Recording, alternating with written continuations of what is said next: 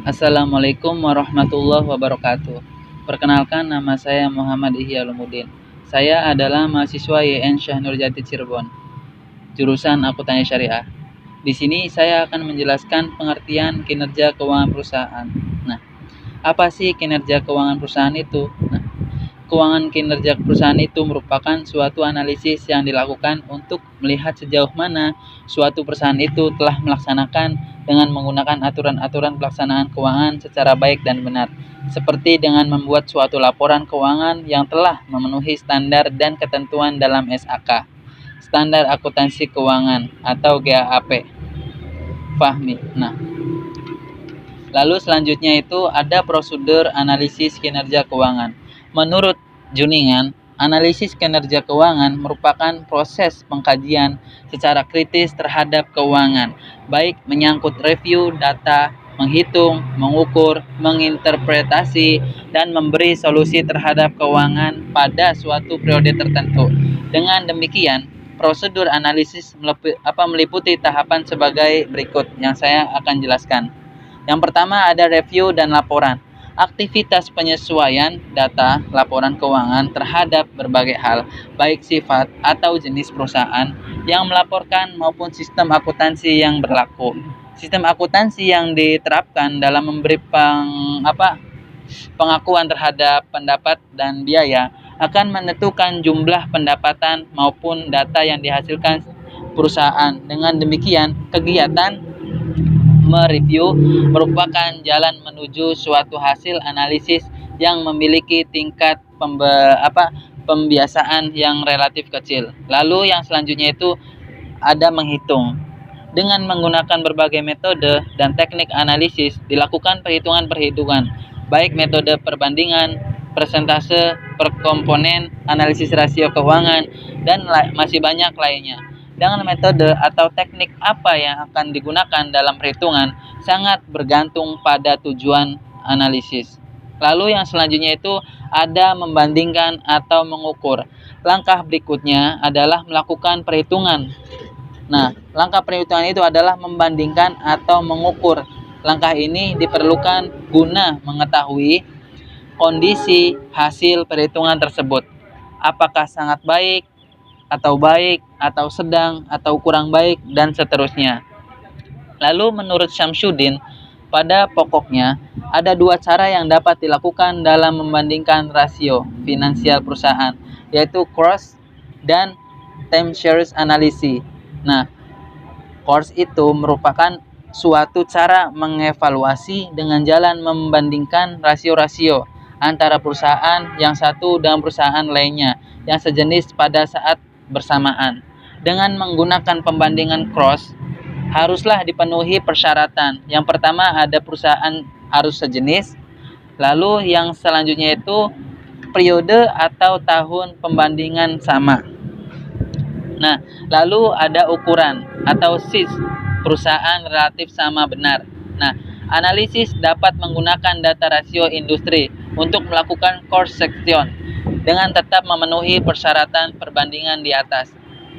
Sedangkan tim series analisis dilakukan dengan jalan pembandingan hasil yang dicapai perusahaan dari periode yang satu ke periode yang lainnya. Dengan perbandingan semacam ini akan diketahui hasil yang dicapai perusahaan itu apakah mengalami kemajuan atau kemunduran. Perkembangan keuangan perusahaan terlihat melalui tren dari tahun ke tahun. Lalu yang selanjutnya itu ada menginterpretasi. Interpretasi itu merupakan inti dari proses analisis sebagai paduan antara hasil perbandingan atau pengukuran dengan kaidah teoritis yang berlaku hasil. Hasil interpretasi mencerminkan keberhasilan maupun perusahaan apa yang dicapai perusahaan dalam pengelolaan keuangan. Lalu di sini saya akan menjelaskan pengertian laporan keuangan. Laporan keuangan itu pada awalnya bagi suatu perusahaan hanyalah sebagai alat penguji dari pekerjaan pembukuan. Tetapi untuk selanjutnya, laporan keuangan tidak hanya sebagai alat penguji saja, tetapi juga sebagai dasar untuk untuk dapat menentukan atau menilai posisi keuangan perusahaan tersebut, di mana dengan hasil analisis tersebut pihak-pihak yang berkepentingan mengambil suatu keputusan. Pihak-pihak yang berkepentingan terhadap posisi keuangan maupun perkembangan perusahaan dibagi menjadi dua. Jadi ada pembagiannya lagi ya, dibaginya itu menjadi dua, yaitu pihak internal seperti manajemen perusahaan dan karyawan, dan kedua itu adalah pihak eksternal seperti pemegang saham, kreditor, pemerintah, dan masyarakat. Oke. Laporan keuangan itu merupakan alat informasi yang menghubungkan perusahaan dengan pihak-pihak yang berkepentingan, yang menunjukkan kondisi kesehatan keuangan perusahaan dan kinerja perusahaan. Jadi, untuk mengetahui posisi keuangan atau perusahaan serta hasil-hasil yang telah dicapai oleh perusahaan itu tersebut, perlu adanya laporan keuangan dari perusahaan yang bersangkutan. Nah, lalu ada menurut pendapat yang berbeda itu, menurut Kasmir, laporan keuangan itu adalah laporan yang menunjukkan kondisi keuangan perusahaan pada saat ini atau dalam suatu periode tertentu. Sedangkan menurut Raharja Putra itu, laporan keuangan itu merupakan alat yang sangat penting untuk memperoleh informasi sehubungan dengan posisi keuangan dan hasil yang telah dicapai oleh perusahaan yang bersangkutan. Nah, lalu apa sih? Pasti kalian bertanya, apa sih tujuan laporan keuangan itu? Nah, tujuan laporan keuangan itu menurut Fahmi itu, tujuan laporan keuangan itu adalah untuk memberikan informasi kepada pihak yang membutuhkan tentang kondisi suatu perusahaan dari sudut angka-angka dalam satuan modal. Sedangkan menurut Harry, tujuan khusus laporan keuangan itu adalah menyajikan secara wajar dan sesuai dengan prinsip akuntansi yang berlaku umum mengenai posisi keuangan, hasil usaha, dan perusahaan lain dalam posisi keuangan. Nah, sedangkan dalam standar akuntansi keuangan itu yang biasa kita sebut dengan SAK itu dijelaskan tentang tujuan laporan keuangan yang lainnya. Nah, yang dimana tujuan laporan keuangan itu adalah menyediakan informasi yang menyangkut posisi keuangan kinerja suatu perusahaan. Posisi keuangan suatu perusahaan itu yang bermanfaat bagi sejumlah besar pemakai dalam keputusan ekonominya. Nah, lalu laporan keuangan itu ada jenis-jenisnya. Nah, apa sih jenis laporan keuangan? Nah, menurut Hanafi, ada 3 macam laporan keuangan pokok yang dihasilkan. Nah, yang pertama itu ada neraca. Neraca itu merupakan laporan yang menunjukkan jumlah aktiva. Aktiva itu harta dan kewajiban hutang dan modal perusahaan. Ekuitas perusahaan pada saat tertentu. Artinya, dari suatu neraca akan tergambar berupa jumlah harta, kewajiban, dan modal suatu perusahaan.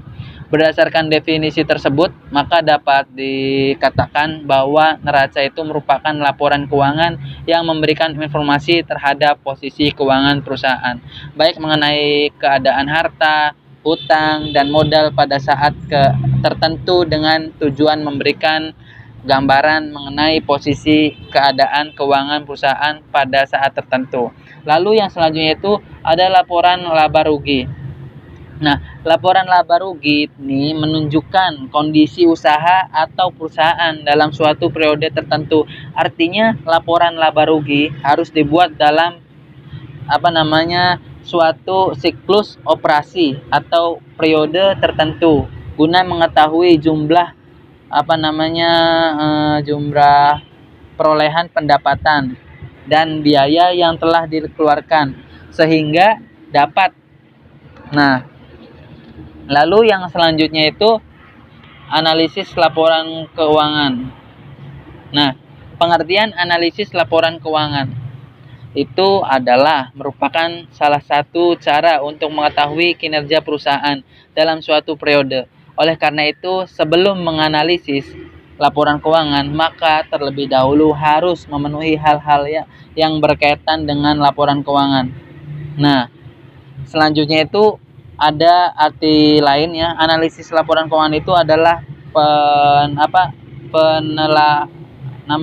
perolehan tentang hubungan dan kecenderungan atau tren untuk mengetahui apakah keadaan keuangan itu, hasil usaha dan kemajuan keuangan perusahaan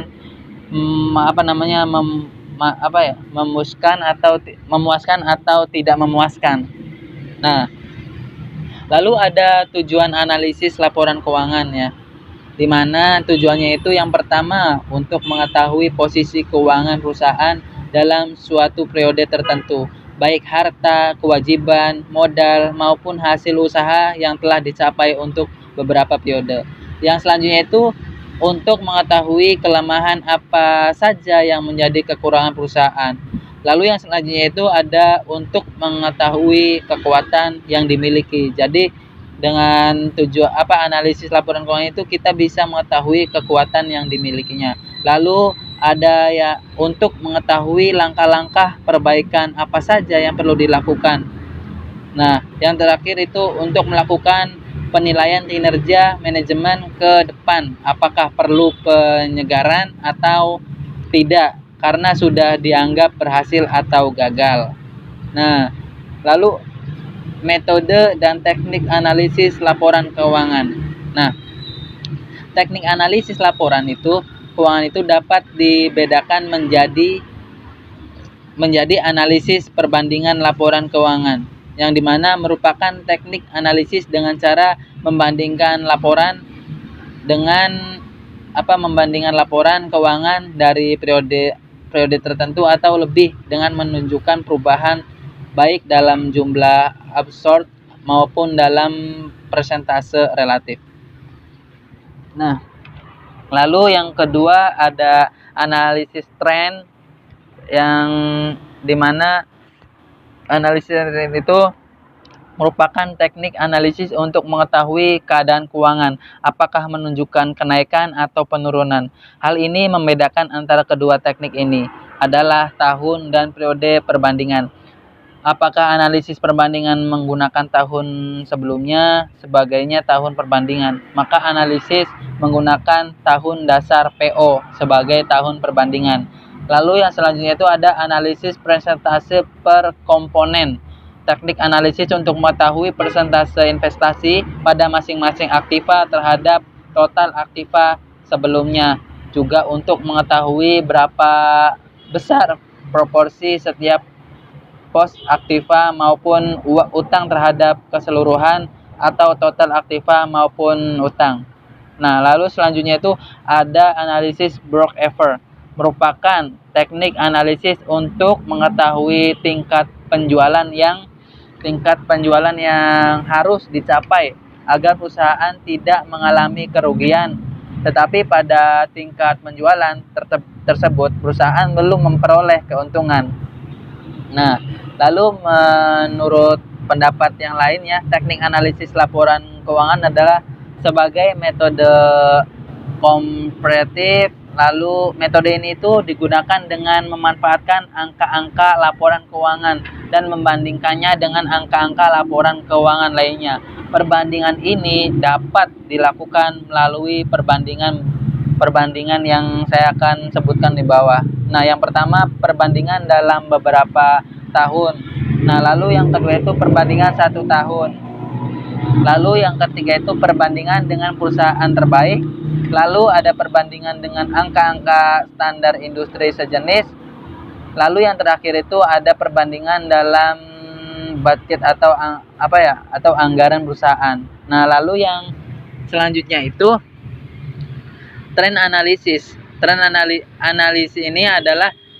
Analisis ini menggunakan teknik perbandingan laporan keuangan beberapa tahun dari sini digambarkan trennya. Tren analisis ini biasanya dibuat melalui grafik.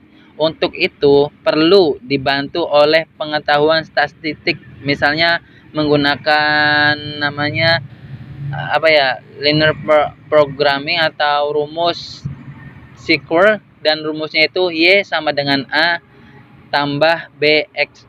Lalu yang selanjutnya itu ada konstel finansial, yang artinya laporan bentuk awam. Metode ini menyerupai metode analisis yang menyajikan laporan keuangan dalam bentuk presentase. Ini biasanya dikaitkan dengan suatu jumlah yang dinilai penting, misalnya aset untuk neraca dan penjualan untuk laba rugi. Lalu ada metode indeks time series, lalu ada metode analisis rasio keuangan, yang dimana rasio keuangan adalah perbandingan antara pos-pos tertentu dengan pos lain yang memiliki hubungan signifikan.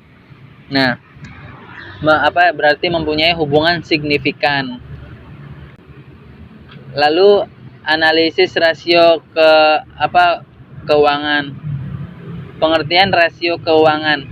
Nah, pengertian rasio keuangan itu merupakan kegiatan membandingkan angka-angka yang ada dalam laporan keuangan dengan cara membagi satu angka dengan angka lainnya. Perbandingan ini dapat dilakukan antara satu komponen dengan komponen dalam satu lainnya dalam laporan keuangan atau komponen yang ada di antara laporan keuangan. Kemudian angka yang diperbandingkan dapat berupa angka-angka dalam satu periode maupun beberapa periode. Lalu selanjutnya itu jenis-jenis rasio keuangan. Nah, menurut Fahmi, jenis rasio keuangan itu bagi investor ada 3. Rasio keuangan yang paling dominan itu yang dijadikan rujukan untuk melihat kondisi kinerja suatu perusahaan, yaitu resiko likuiditas, lalu rasio solvabilitas, dan rasio profitabilitas. Sedangkan menurut pendapat yang lainnya itu ada 5 jenis rasio keuangan yang sering digunakan, yaitu rasio likuiditas, rasio solvabilitas, rasio profitabilitas, lalu ada rasio aktivitas, dan yang terakhir ada rasio pasar. Nah, pengertian rasio likuiditas itu adalah menunjukkan kemampuan aset lancar dalam menutup kewajiban-kewajiban jangka pendek perusahaan jika aset-aset lancar tersebut terpaksa dicairkan. Lalu selanjutnya itu menurut Sadana, rasio likuiditas ini untuk mengukur kemampuan perusahaan untuk memenuhi kewajiban keuangan jangka pendek. Besar kecilnya rasio likuiditas dapat diukur dengan cara mengukur kemampuan perusahaan untuk membayar hutang lancar dengan menggunakan aktiva lancar yang dimilikinya. Lalu menurut pendapat yang lainnya, tidak ada suatu ketentuan mutlak tentang beberapa tingkat yang dianggap baik atau yang harus dipertahankan oleh suatu perusahaan, karena biasanya tingkat current ratio itu ini juga angka tergantung pada jenis usaha dari masing-masing perusahaan. Akan tetapi sebagai pedoman umum tingkat current ratio 2,00. Nah, jadi tingkatnya itu current ratio itu 2,00. Nah, atau dijamin dengan networking kapital sebesar 2,00. Dengan dipergunakannya current ratio sebagai salah satu analisis dalam melihat dan mengukur likuiditas, maka ada cara yang dapat dilakukan untuk mempertimbangkannya. Di antara lain, yang pertama itu dengan utang lancar, lalu ada dengan aktiva lancar tertentu, lalu ada dengan mengurangi jumlah utang lancar bersama-sama dengan mengurangi aktiva lancar. Lalu kondisi perusahaan yang memiliki current ratio yang baik adalah dianggap sebagai perusahaan yang baik dan bagus. Namun jika current ratio atau rasio lancar terlalu tinggi juga dianggap tidak baik. Ini sebagaimana yang dituliskan dalam buku atau dituliskan dalam peraturan undang-undang. Setiap nilai ekster dapat mengidentifikasikan adakah masalah. Sebagai contoh, rasio lancar sebesar 8,00 dapat mengidentifikasikan yang satu, pertama penimbunan kas, lalu yang selanjutnya ada banyaknya piutang yang tidak tertagih, lalu ada penumpukan persediaan, lalu tidak efisiennya pemanfaatan pembiayaan gratis dari pemasok, lalu rendahnya pinjaman jangka pendek. Nah, Rasio ini dapat seperti current ratio, tetapi persediaan tidak diperhitungkan karena kurang liquid dibandingkan dengan kas, surat berharga, dan piutang. Oleh karena itu, quick ratio memberikan ukuran yang lebih akurat dibandingkan dengan current ratio tentang kemampuan perusahaan dalam memenuhi kewajiban jangka pendek perusahaan. Nah, current ratio itu sebesar 1,0 ya. Nah, lalu selanjutnya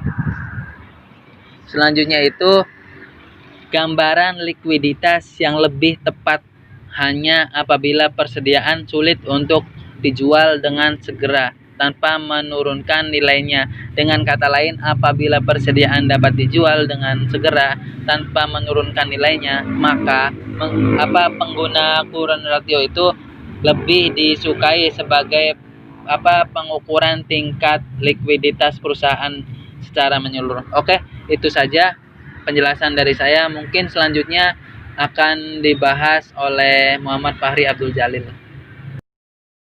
Perkenalkan, nama saya Fahri Abdul Jalil. Saya mahasiswa YN Syekh Nurjati Cirebon semester 4 prodi Akuntansi Syariah. Jadi saya di sini ingin menjelaskan materi tentang rasio solvabilitas yang sebagaimana yang tadi telah dipaparkan oleh saudara ya. Saya hanya melanjutkan ya. Jadi rasio solvabilitas adalah mengukur seberapa besar perusahaan dibiayai dengan hutang. Penggunaan yang terlalu tinggi akan membahayakan perusahaan karena perusahaan akan masuk dalam kategori zero leverage atau utang. Rasio ini mengukur sejauh mana laba operasi dapat menurun sebelum perusahaan tidak mampu lagi membayar biaya yang setahunannya. Rasio profitabilitas. Menurut Harahap, rasio profitabilitas disebut juga rasio rentabilitas, yaitu menggambar kemampuan perusahaan mendapatkan laba melalui semua kemampuan dan sumber yang ada seperti kegiatan penjualan, kas, modal, jumlah karyawan, jumlah cabang, dan sebagainya. Rasio ini menggambarkan kemampuan perusahaan menghasilkan laba disebut juga operating ratio.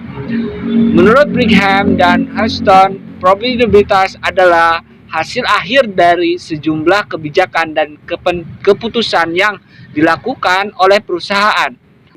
Tetapi rasio profitabilitas akan menunjukkan kombinasi efek dari likuiditas manajemen aktiva dan hutang pada hasil-hasil operasi. Menurut Sudana, rasio profitabilitas mengukur kemampuan perusahaan untuk menghasilkan laba dengan menggunakan sumber-sumber yang dimiliki perusahaan seperti aktiva, modal, atau penjualan perusahaan. Terdapat beberapa cara untuk mengukur besar kecilnya profitabilitas, yaitu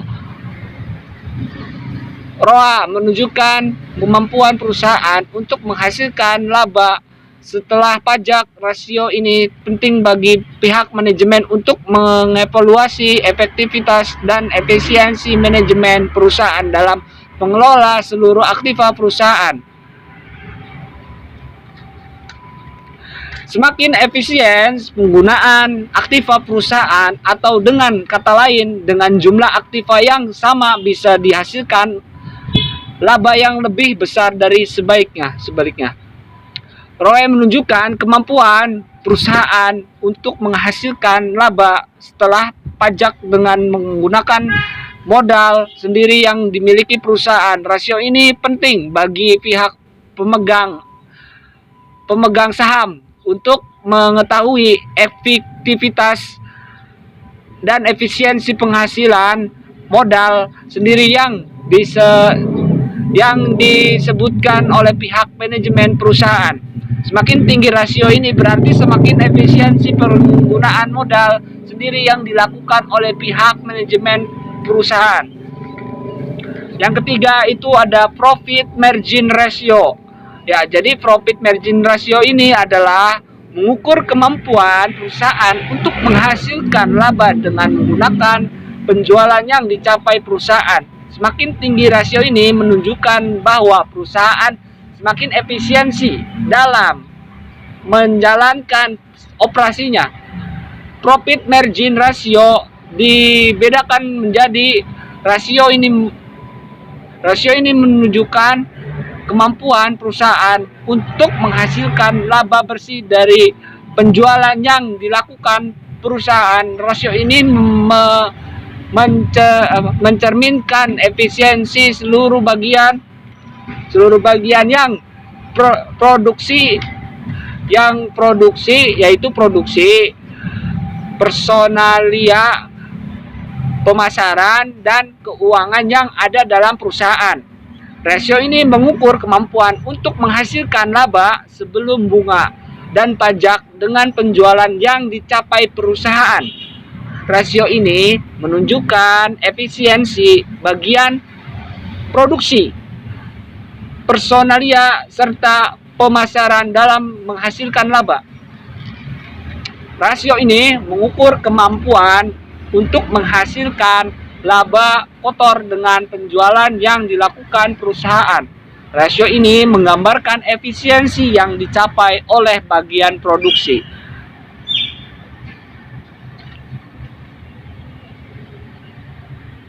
Adapun selanjutnya yaitu rasio ini menunjukkan margin laba atas penjualan atau profit margin on sales. Profit margin on sales adalah laba bersih sesudah pajak atau penjualan. Angka ini menunjukkan berapa besar persentase pendapatan bersih yang diperoleh dari setiap penjualan. Kemampuan untuk menghasilkan laba, basic or earning power, BEP, laba sebelum bunga dan pajak. Total aktiva. Rasio ini menunjukkan kemampuan perusahaan memperoleh laba diukur dari jumlah laba sebelum dikurangi bunga dan pajak dibandingkan dengan total aktiva. Menurut Kashmir yang menjelaskan dalam bukunya yaitu tentang rasio ini, maka semakin tidak baik. Demikian pula sebaliknya, artinya rasio ini digunakan untuk mengukur efektivitas dari keseluruhan operasi perusahaan. Ya, selanjutnya yaitu ada rasio aktivitas. Menurut Harahap menjelaskan dalam bukunya itu yaitu rasio adalah menggambarkan aktivitas yang dilakukan perusahaan dalam menjalankan operasinya, baik dalam kegiatan penjualan, pembelian, dan kegiatan lainnya. Rasio ini antara lain adalah rasio perputaran persediaan. Rasio perputaran persediaan yaitu penjualan sama dengan persediaan. Yang kedua adalah jumlah hari penjualan belum tertagih. Rasio ini mencerminkan rata-rata tentang waktu perusahaan harus menunggu untuk menerima kas setelah melakukan penjualan. Yang ketiga yaitu rasio ini mengukur kemampuan modal kerja berputar dalam suatu periode siklus kas dari perusahaan. Yang keempat, rasio ini menunjukkan perputaran total aktiva diukur dari volume penjualan. Dengan kata lain, seberapa jauh kemampuan semua aktiva menciptakan penjualan. Selanjutnya yaitu konsep Islam tentang kinerja keuangan. Nah, baik dari ajaran Islam sebagaimana dalam kitab Islam itu mengajarkan bahwasanya sejak awal keberadaannya setelah memberi petunjuk bagi para pemeluknya untuk melakukan pencatatan atas segala transaksi dengan benar dan adil. Sebagaimana firman Allah Subhanahu wa taala dalam Al-Qur'an surah Al-Baqarah ayat 282 yang artinya, hai orang-orang yang beriman, apabila kamu apabila kamu bermuamalah tidak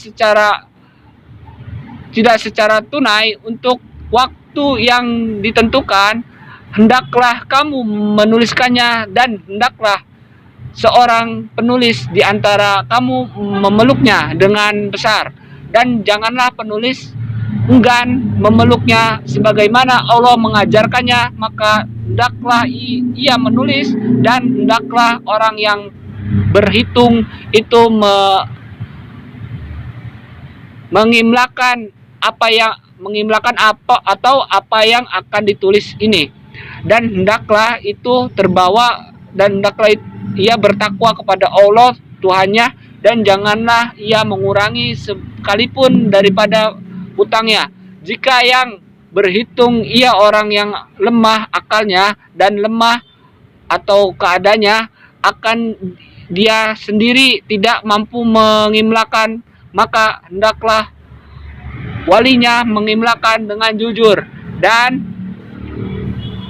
persaksikanlah dengan 2 orang saksi dari orang-orang lelaki atau di antaramu. Jika tidak ada 2 orang lelaki, maka boleh seorang lelaki dan 2 orang perempuan dari saksi-saksi yang kamu ridhoi, supaya jika seorang lupa, maka yang seorang mengingatkannya. Janganlah saksi-saksi itu enggan memberi keterangan apabila mereka dipanggil, dan janganlah kamu jemu menulis hutang itu, baik kecil maupun besar, sampai batas waktu membayarnya. Yang demikian itu lebih adil di sisi Allah, dan lebih menguatkan persaksian, dan lebih dekat pada tidak atau menimbulkan kerugian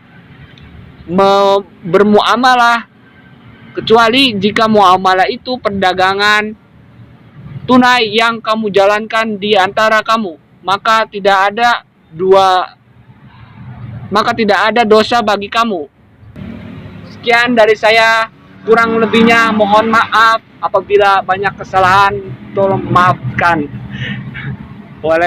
Wassalamualaikum warahmatullahi wabarakatuh.